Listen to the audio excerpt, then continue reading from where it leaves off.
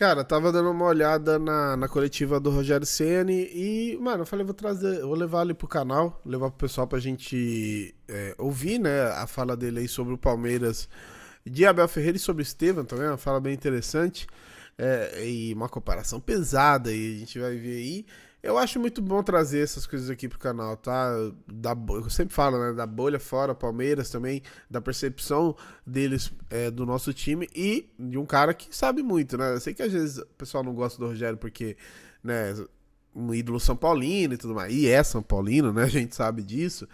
Mas a gente sabe que ele entende muito de futebol, né? Ele entende muito da parada. Então, quando a gente ouve algo dele, assim, algo de alguém que entende, eu sempre falo pra gente ouvir o pessoal do futebol. Eu sei que tem uns idiotas aí, especialmente técnicos brasileiros, mas o Rogério Ceni, eu acho que ele, ele sai um pouquinho dessa bolha também de técnicos, né, que estão às vezes ultrapassados e tem inveja. E, mano, você vê que o cara não quer elogiar, o cara não quer falar, mas o Rogério Ceni não tem esse problema, né? Vamos dar uma olhada, esse corte aqui é da coletiva dele lá do canal Arena Web, dá uma moral para os nossos amigos aí, o link da coletiva completa tá na descrição. E, né, nosso parceiro é SportsBet.io, você pode acessar aí e abrir sua conta pelo QR Code ou no link na descrição, beleza? E também tem nosso clube de membros, ontem vocês viram aqui que na live participaram alguns membros juntos, você concorre ao sorteio de camisa, enfim, tem muita coisa legal, beleza? Então é só clicar em Seja Membro também, no link na descrição. Bora pro vídeo. Boa noite, Rogério. Como falar do jogo em si, justamente nessas situações de jogadas e de bolas perdidas? Você tem um Palmeiras do outro lado que chega e não exige do Marcos, mas quando tem a bola para fazer o gol, faz os 2 gols. E o lance do Jean, 2 vezes, depois talvez uma displicência, não sei o que, do lance do escanteio, que gera um contra-ataque e sai um gol. De entender, talvez, somos seres humanos, vamos errar. E que o Jean não estava num bom dia, poderia ter até saído mais cedo, mas fazer também o Bahia falhar menos. Ali não, nós temos sempre uma definição, né, no tipo de bola para escanteio, né?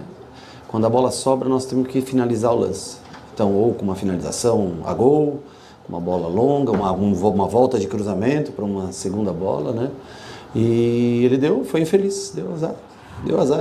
Um pouquinho antes teve a chance de colocar a gente à frente. No segundo lance, só a única coisa que ele não pode arriscar um passe, né, naquele momento do jogo, nem momento nenhum.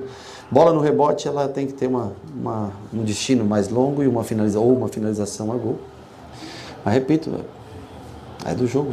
Todos nós nem sempre temos um dia tão feliz. Ceni, boa noite, Lucas Bueno. Você hoje enfrentou o Abel Ferreira e já é um confronto muito comum entre vocês dois. E na noite de hoje, com a vitória do Palmeiras, o Abel Ferreira passou você em número de vitórias. Agora está 6 vitórias para o Abel e 5 para você. Queria que comentasse um pouquinho de como que é esse duelo com o Abel Ferreira. Bom, ele sempre duelou comigo, acho que pelo São Paulo, pelo Flamengo, né? E hoje pelo Bahia. Ele sempre pelo Palmeiras. Eu acho que primeiro, ele é um treinador que tem méritos, porque senão, né, o Palmeiras não estaria nesse estágio que se encontra hoje. E a gente vem se ajustando, é o que eu falo, né? É um time em construção, né? Um time que vai se moldando ainda contra um Palmeiras que já vem, apesar de algumas trocas, mas principalmente utilizando muito bem a base, né? Jogadores se destacando, jogadores que vão subindo de sub-20, sub-17, sub-20, e é um time bem estruturado já de tempo, por isso que quando você tem boas chances contra times assim, você tem que tem que converter em gol, né? Como nós não convertemos, o Palmeiras vai criar, logicamente, principalmente dentro dos seus domínios, vai criar boas oportunidades. Eles foram felizes, fizeram 2 gols, nós preparamos praticamente a jogada para eles, o outro foi uma infelicidade também, foi uma bola enfiada no meio, o Everton vai cortar a bola e arma praticamente esse resto de contra-ataque para eles, mas é sempre uma equipe difícil de enfrentar, muito competitivo o Palmeiras. Boa noite, Rogério. Tudo bom? Aqui, Pedro Cunha. É prazer estar falando com você. Você está no futebol desde 1990, naquele campeonato mato-grossense com o Sinop. Você já viu muito jogador bom surgir, muitas estrelas surgirem e não vingarem. E queria que você falasse um pouquinho sobre o Estevão. Você passou por muitos clubes como treinador, como jogador. Um pouquinho de como você enxerga, com base dos atletas que você já teve, de tudo que você já viveu no futebol. Se você acha que... Como é que é essa estratégia de hoje para jogar contra um atleta de características tão diferentes? Obrigado. Eu acho que ele é um jogador especial, assim como a gente viu o Lucas no São Paulo surgir e outros grandes jogadores, o Neymar surgir no Santos. Eu acho que ele é um jogador muito especial, talentosíssimo, apesar da pouca idade, faz boas escolhas durante o jogo. Tem tudo aí para ser um dos grandes do futebol mundial. Tem tudo para isso. Rogério, boa noite, Júlia Mazarin. Em uma entrevista recente, você falou sobre treinar com dificuldade para, de certa forma, encontrar um pouquinho mais de facilidade no jogo. E eu acho que isso se aplica a faltas e também no contexto geral. Queria que você falasse como foi o trabalho essa semana, se o nível de dificuldade foi um pouquinho acima por se tratar de um adversário como o Palmeiras e se você acha que o jogo correspondeu à intensidade do trabalho da semana. Não houve trabalho essa semana. A gente joga de 3 em 3 dias, nós vamos completar 10 jogos em 30 dias. Houve trabalho para a equipe que não vem jogando. Os outros 10 jogadores que iniciaram a última partida foram os mesmos jogadores que iniciaram hoje. Eles só fizeram recuperação e dentro mesmo da nossa academia eu mais ou menos mostrei para eles como nós faríamos para tentar jogar hoje, saída de jogo, como nós conseguiríamos tentar surpreender o Palmeiras. E nós não fomos bem na saída de jogo nos primeiros 20 minutos, o que ocasionou a pressão do Palmeiras. Depois o jogo, acho que se assentou melhor. Aí a gente começou a trocar passes e depois que quebrava a primeira linha de pressão do Palmeiras, aí a gente se sentia confortável no jogo, né? Mas com relação a treinamento, assim, não tem como, né? Os caras estão esgotados. E nós daqui 3 dias temos jogo. E daqui mais 3 dias depois tem outro jogo. Enquanto o Cuiabá jogou ontem e joga daqui uma semana com a gente tem 3 jogos. Tem o de hoje, eles fizeram o jogo sábado. Nós jogamos hoje, vamos jogar quarta e vamos enfrentá-los no sábado, contra uma equipe que só joga no sábado.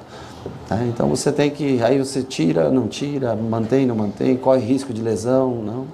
Mas treinamento específico no campo, esses 10 jogadores não fizeram do último jogo para hoje. Boa noite. Eu quis deixar essa última pergunta porque é da Júlia, inclusive, da nossa palestra. Ele fala sobre a dificuldade do calendário, né? E outro dia mesmo o Zubeldia reclamou, e quando o Abel reclama, né, vira um estardalhaço, né?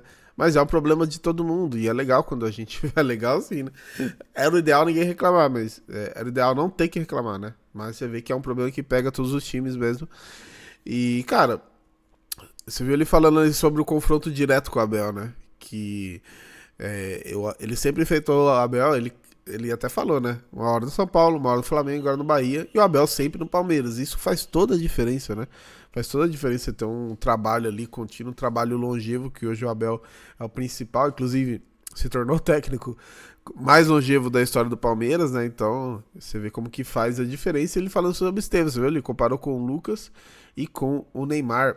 O Lucas também, pra quem não lembra, né? Tudo bem, o Lucas talvez não foi o que a gente esperava na Europa, apesar de ter muitos títulos, né? Só que no PSG, o pessoal às vezes torce um pouquinho o nariz.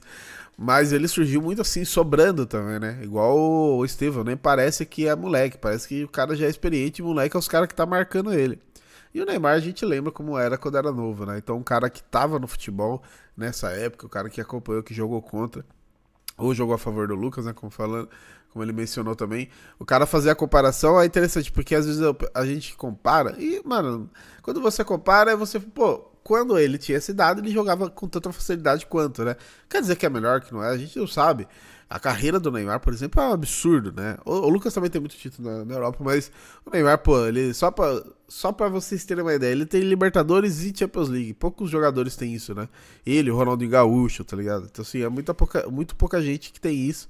Fora que ele foi artilheiro daquela Champions, que ele foi campeão, né? Fora os vários títulos, o cara com mais gols da história da seleção brasileira, mesmo tendo ganhado a Copa do Mundo e tal. Então, a carreira do Neymar, apesar das péssimas escolhas, ainda é muito boa. Então, talvez... Será que o Estevão vai conseguir? O Estevão vai pro Chelsea, né? Vamos ver se o Estevão vai superar o Neymar na carreira.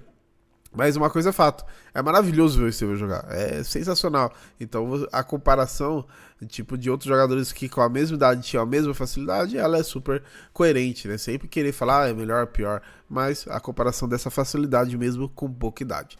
Beleza? Deixa seu comentário, seu like, é muito importante. Tamo junto.